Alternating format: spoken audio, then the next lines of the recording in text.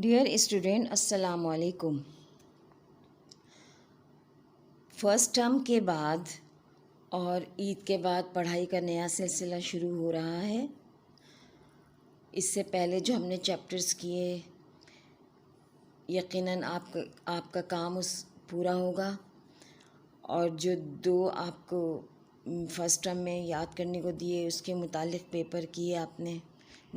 Paper किए, तो वो सब आपको अच्छे से आपने यकीनन आपके पेपर अच्छे हुए होंगे। आज हम अब नया चैप्टर नए सिरे से हम स्टार्ट करेंगे। पेज नंबर 30 निकालें, उर्दू का पेज नंबर 30। आज हम पढ़ेंगे यौम दिफ़ा। यौम दिफ़ा हम इंग्लिश में डिफेंस डे भी कहते हैं। यौम दिफ़ा का मतलब ये है कि हम अपने वतन की हिफाजत कैसे करें, अपने वतन को दुश्मनों से कैसे महफूज बनाएं, वो हम उस दिन को हम यौम दिफ़ा कहते हैं। और ये जब हुआ था, जब 6 सितंबर 1965 को अचानक इंडिया ने हमला कर दिया था और ये समझ रहा था कि हम इन पर अचानक हमला करके लाहौर पे कब्ज़ा कर लेंगे और पाकिस्तान को या मुसलमानों को हरा देंगे और इनके मुल्क पे हम कब्ज़ा कर लेंगे। लेकिन बहुत ज़्यादा कुछ सोच के आए थे वो लोग, लेकिन इसके बरक्स सब उल्टा हो गया।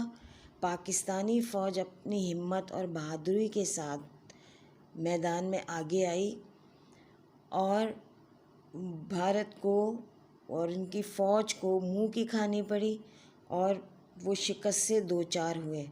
इस तरह से पाकिस्तान पे कब्ज़ा करने का ख्वाब उनका हमेशा के लिए ख़त्म हो गया। तो ये यौम दिफ़ा हम इसी सिलसिले में मनाते हैं कि हमने 6 सितंबर 1965 की जंग जो 17 दिन तक जारी रही थी पाकिस्तान और इंडिया में, तो उसके बाद हमने अपने वतन की हिफाजत किस तरह की, उसी याद में हम यौम दिफ़ा मनाते हैं। इस पूरे चैप्टर में यही बताया गया है। अब मैं पढ़ रही हूँ, आप बुक में देखिए। पाकिस्तान और भारत अंग्रेज़ों की ग़ुलामी से एक साथ आज़ाद हुए, पेज नंबर 30। ठीक है, बुक सबके सामने होनी चाहिए। लेकिन भारत ने शुरू से ही पाकिस्तान की आज़ादी को कभी दिल से तस्लीम नहीं किया। इसकी हमेशा ही कोशिश रही कि किसी न किसी तरह पाकिस्तान को कमज़ोर किया जाए। इस मकसद के लिए भारत ने जंग का सहारा भी लिया। 6 सितंबर 1965 का दिन था जब भारत ने ऐलान जंग किए बगैर ही पाकिस्तान पर हमला कर दिया। उसका ख्याल था कि इस अचानक हमले से पाकिस्तान संभल नहीं पाएगा। भारतीय फ़ौजें जल्द ही लाहौर पर कब्ज़ा कर लेंगी। भारतीय जर्नैल को तो अपनी फतह का इतना यकीन था कि उसने अपनी फ़ौजियों से ये पहले ही कह दिया था कि हम सुबह का नाश्ता लाहौर में करेंगे। यानी उनको इतना यकीन था कि हम पाकिस्तानी फ़ौजी को मार के कब्ज़ा कर लेंगे। भारत जंगी हथियारों और फ़ौजियों की तादाद के लिहाज से पाकिस्तान से ज़्यादा ताकतवर था, लेकिन पाकिस्तान की शेरदिल अफवाज ने इस बुज़दिलाना हमले का ऐसा मुंह तोड़ जवाब दिया कि दुश्मन के इरादे धरे के धरे रह गए और लाहौर पर कब्ज़ा तो दूर की बात, भारत को अपना दिफा भी करना मुश्किल हो गया। यानी पाकिस्तानी फ़ौज इतने अच्छे तरीक़े से भरपूर मुकाबला किया, लोग भी मैदान में आ गए, जोश व जज्बा लोगों में इतना था कि आम लोग भी पाकिस्तानी फ़ौज के साथ शामिल हो गए और इंडिया को अपना ही दिफा करना मुश्किल हो गया।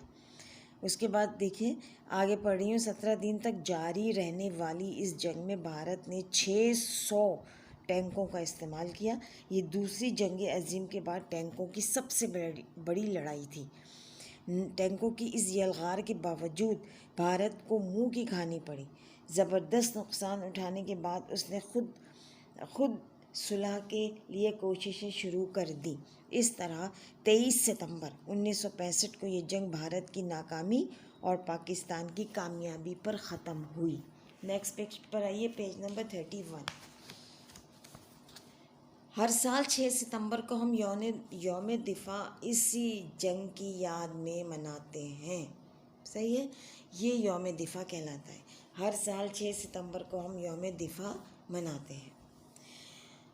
इस दिन वतन अज़ीज़ के कामयाब दिफा पर पूरी कौम की तरफ से पाकिस्तान की मुसल्लह अफवाज, उसके गाज़ियों और शहीदों को खराज तहसीन पेश किया जाता है।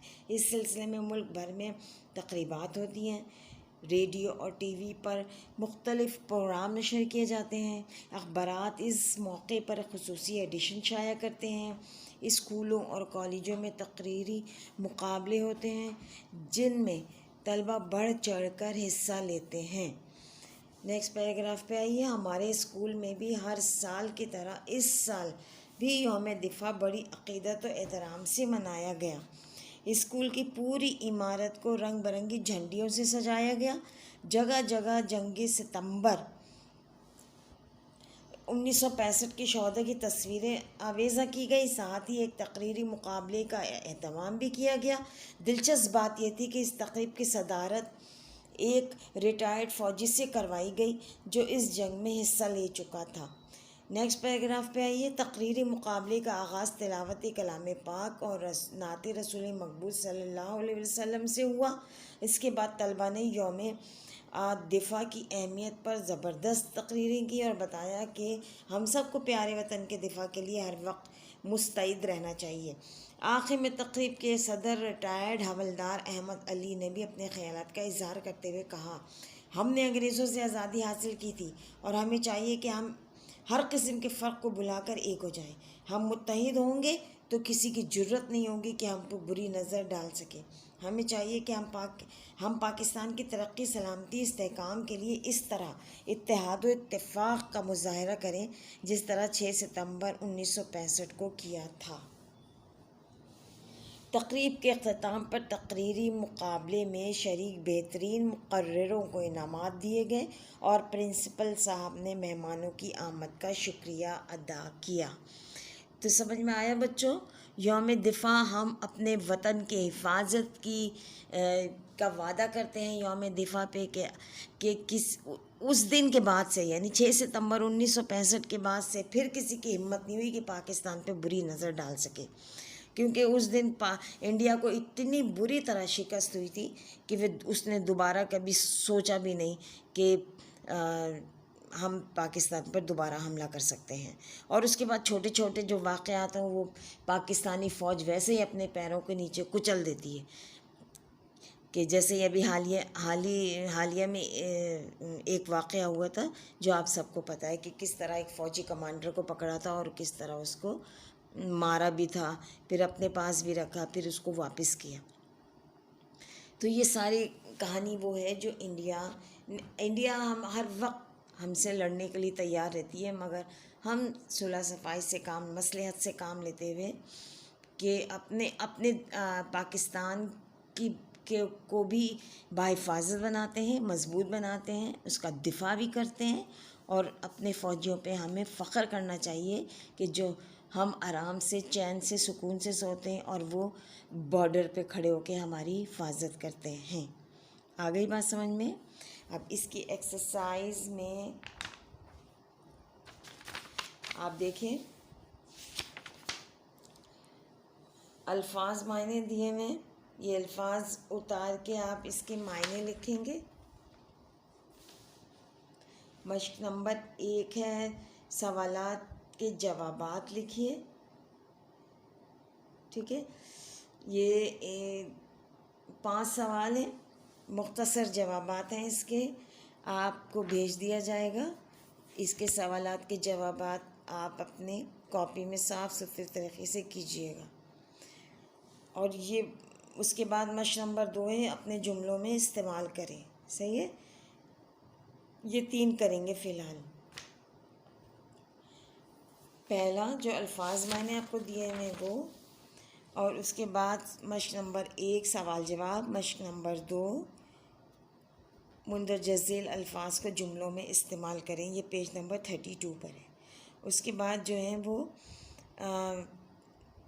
क़वाइद है, ग्रामर है, ये किस तरह क्या कराना है। जब ग्रामर बाकायदा आपको शुरू करवाएंगे तो हम फिर उर्दू ग्रामर को लेकर चलेंगे।